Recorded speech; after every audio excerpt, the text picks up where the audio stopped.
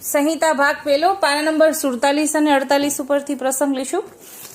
પુષ્ટિ સંહિતામાં વિષય છે સંપ્રદાયનો આ ગ્રંથ એ જ આપણું નિધિ. આજે આપણે આપણા સુધી આ બધા હસ્તપ્રત કેવી રીતે પહોંચે છે અને ગ્રંથો કેવી રીતે ભગવદીઓએ પરિશ્રમ લઈને પહોંચાડ્યા છે એ વિશે આપણે આજે લેવાના છીએ.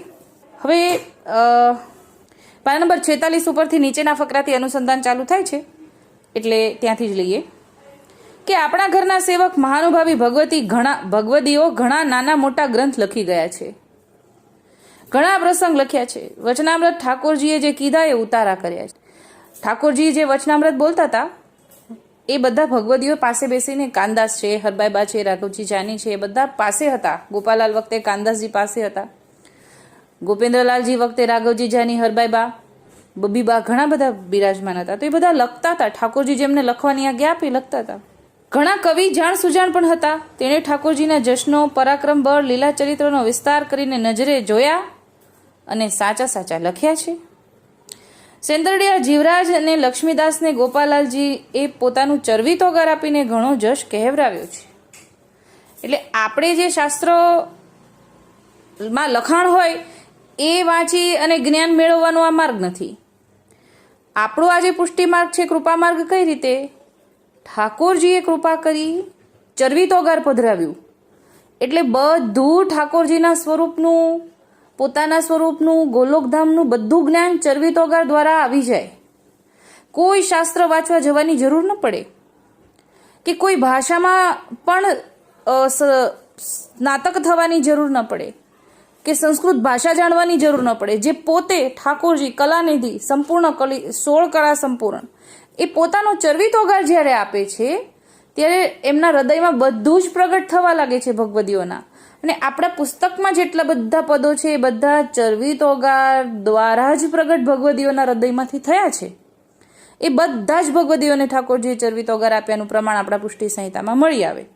એટલે અહીંયા એવું આવ્યું કે જીવરાજભાઈ સેંદરડાવાળા, લક્ષ્મીદાસ, ગોપાલાલજીએ એમને ચરવી તોગાર આપીને જશ કહેવરાવ્યો. ગોપેન્દ્રજીએ ચારણ કાનડને ઓગાર આપીને જશ કહેવરાવ્યો. હરિદાસ વ્યાસ, હરબાઈને પણ ચરવી તાંબુલ આપીને જશ કહેવરાવ્યો.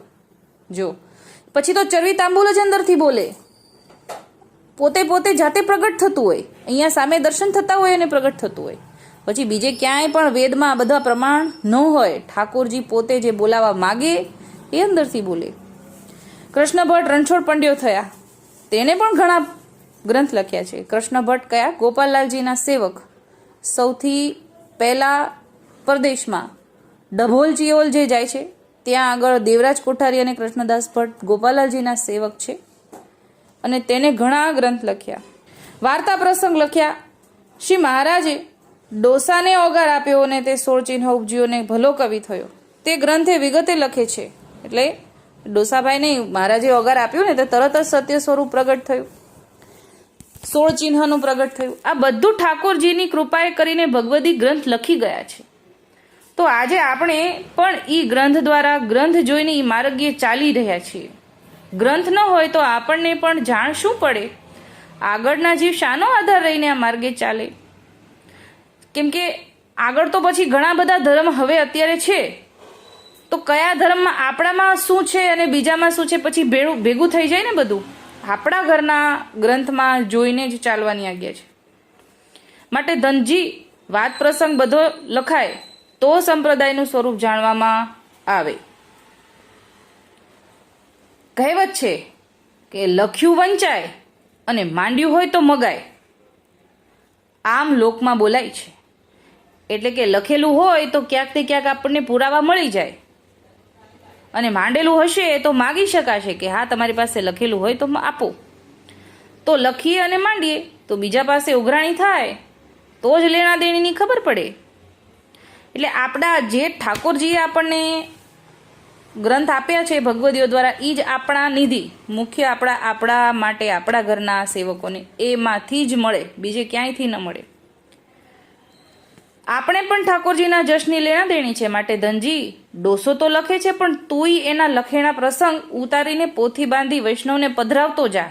જો અત્યારે આપણે વોટ્સઅપ થઈ ગયા, ઘણું સુલભ થઈ ગયું કે એક મેસેજ મોકલીએ, બહુ બધી જગ્યાએ ફોરવર્ડ થાય, 1 મિનિટમાં પણ આપણે એક સાથે હજારો લોકો સુધી પહોંચાડી શકીએ, પણ ત્યારે તો હાથેથી લખતા એક જ બુક લખાય, એક જ પોથી લખાય, તો એ ક્યાં સુધી પહોંચે?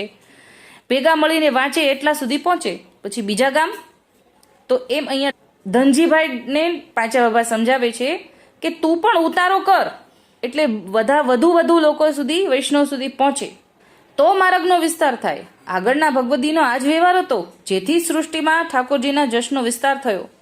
ઠાકોરજી થોડા ગ્રંથ લખે, ગ્રંથ તો ભગવદી લખે, જે ઠાકોરજીએ લીલા ચરિત્ર પરાક્રમ બળ દેખાડ્યું હોય, સંપ્રદાયને વચનામૃતે કરીને સમજાયો હોય, અને ધર્મનું સ્થાપન કરીને જે માર્ગે જીવવાનું, જીવને ચાલવાનું કીધું, તે બધું તો ભગવદી જ લખે ને.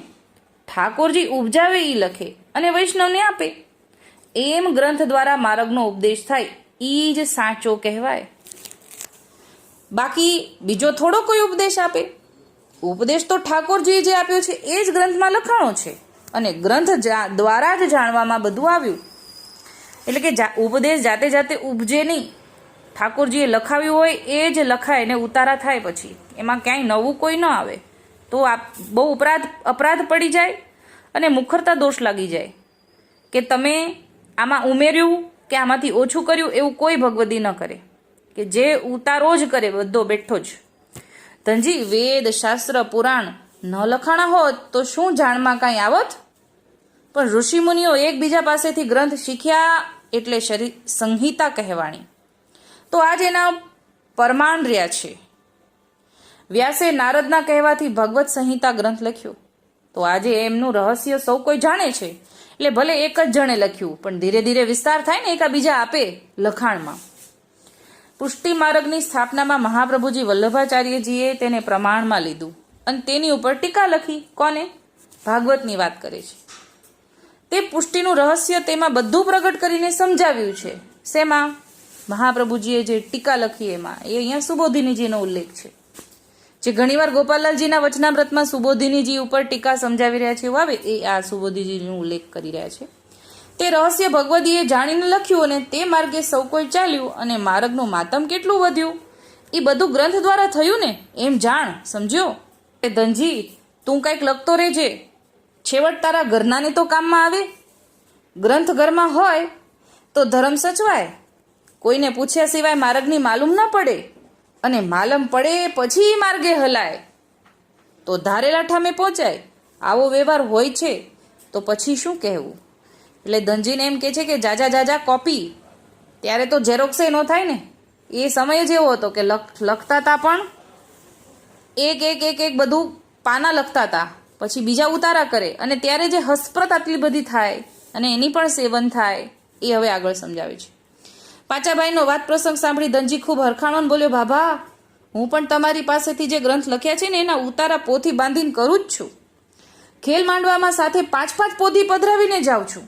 હવે ત્યારે ગામડામાં 12 ગામથી ચાલતા વાહન મુશ્કેલથી મળે, ગાડા હોય, અને તોય પોતાનો તો સામાન હોય, પણ 5 પોથી પધરાવતા જાય છે. જો વૈષ્ણવોએ, ભગવદીઓ આપણા માટે પરિશ્રમ, આપણા સુધી આ ગ્રંથો આપણા ખોળામાં બિરાજે છે, તૈયાર માલ આપણને, પણ આટલો બધો પરિશ્રમ લઈને એકાબીજા સુધી પહોંચ્યું છે. એમ કહે છે કે મંડપમાં જાઓ ને તો 5 પોથી બાંધીને જ નીકળું છું. ઘણાને લખાવું છું અને ઉતારાને ઉતરાવું છું. જેને કંઈ સાધન ન હોય તેને પોથી પધરાવીને આપું છું. સાધન કહેતા જેના ઘરે ઠાકોરજી બિરાજતા ન હોય. સેવા ઈ જ સાધન અને સેવા ઈ જ ફળ. આના આધારે આપણે એમ સમજીએ કે જેના ઘરમાં સેવા નથી એને હું આ પોથી પધરાવું છું, લખાણવાળી, હસપ્રતવાળી. અને કહું છું કે ઠાકર સેવા ઘરમાં ન હોય તો આ પોથીજીને નત્ય ભોગ ધરીને લેજો. ધનજીભાઈ શું આજ્ઞા કરતા કે તમારા ઘરે જો સેવન નથી ઠાકોરજીનું, તો આ જે તમે હસપ્રત લખાણ કરો, મેં ઉતારો કર્યો છે, તો તમે આને પણ વાંચજો અને આમને પણ ભોગ ધરીને, નિત્ય ઠાકોરજીને ભોગ ધરીને લેજો. આને ઠાકોરજી સ્વરૂપ માનીને કરીને માનજો. નિત્ય ભગવદ્ વાર્તામાં પણ વાંચજો, તો તમારો ધર્મ સચવાશે અને ઘરમાં ધર્મ રહેશે. આમ કહીને ઘણા વૈષ્ણવોને પોથી પધરાવું છું. બાબા, એ તમારી જાણમાં ન હોય, જૂથ ઘણું હોય ને, અને તમે તો ઠાકર સેવામાં અને અનિલ ભગવદીના જૂથમાં આનંદ કરતા હો, જેથી તમારી જાણ બહાર કદાચ રહી ગયું, પણ મને એ વાતનો ઘણો ભર છે તમારી કૃપાથી. એટલે પાંચા બાબા અહીંયા આજ્ઞા કરે છે કે તું બધાને પધરાવતો જાતો. અહીંયા ધનજી એમ કહે છે કે હા, હું પધરાવતો જ હોઉં છું. પાંચાભાઈ કહે, ધનજી તારી વાત તો સાવ સાચી છે, તું તો રૂડો વૈષ્ણવ છો, પણ ગ્રંથ લઈને વાંચે તો હરદામાં ઉતરે. વૈષ્ણવને નિત્ય ભગવદ વાર્તા કરવાનું ઠાકોરજીએ કીધું છે. દેહને પોષણ મળે તો દેહી ટકે, નહીં તો શિથિલ થઈ જાય. એમ ભગવદ વાર્તા કરે તો જીવને પોષણ મળે અને મન દ્રઢ થાય, હરદો ઘણો ચોખ્ખો થાય. વાંચે પણ ન કરે વિચાર, તે ન સમજે સઘળો સાર.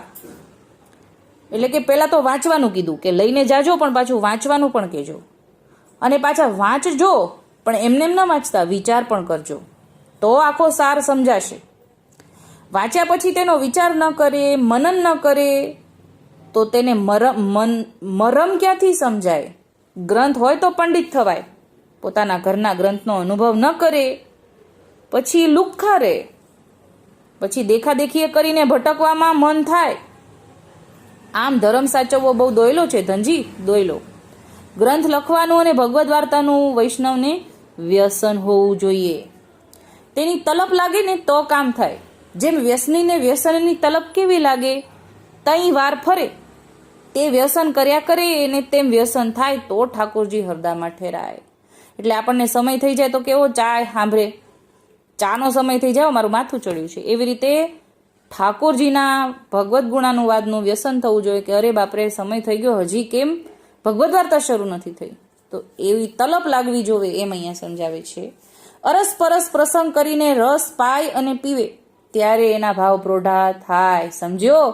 ગ્રંથ તો દીવો છે, દીવો. માટે હું પણ ડોસાને કહું છું કે કંઈક લખ્યા કરજે. ડોસા તું તો કવિ છો, આમ કહીને મને ગ્રંથ લખવાનો પોરો ચડાવે અને ઘણી ચાનક ચડાવે. આટલું તો આપણે પ્રસંગ અત્યારે આ અનુસંધાનમાં આટલું જ છે. પણ મારા વાલા, પુષ્ટિ સંહિતા ગ્રંથ આપણને પીડીએફમાં પણ છે આપણી પાસે. પુષ્ટિ સંહિતા ભાગ 1, પુષ્ટિ સંહિતા ભાગ 2, ગોપાલાલજી ગોપેન્દ્રલાલજીના વચનામૃત છે, ગુણમાલ ભક્તમાલ છે. આ ગ્રંથ તો આપણા બધાના ઘરે અથવા તો ઘરે ન હોય તો મોબાઈલમાં હોવા જોઈએ અને નિત્ય વાંચન થવું જોઈએ. એ આજે આપણી નાની વાતમાંથી આપણે શીખીએ, સમજીએ અને પછી મનન પણ કરવું જોઈએ. એકાબીજા ડિસ્કસ પણ કરવા જોઈએ કે આમાં જો આવું આવ્યું તો જ યાદ રહેશે, બાકી યાદ નહીં રહે. એવું આપણે આમાં ગયા છે. અત્યારે આટલું જ બોલીને મારી નાની વાત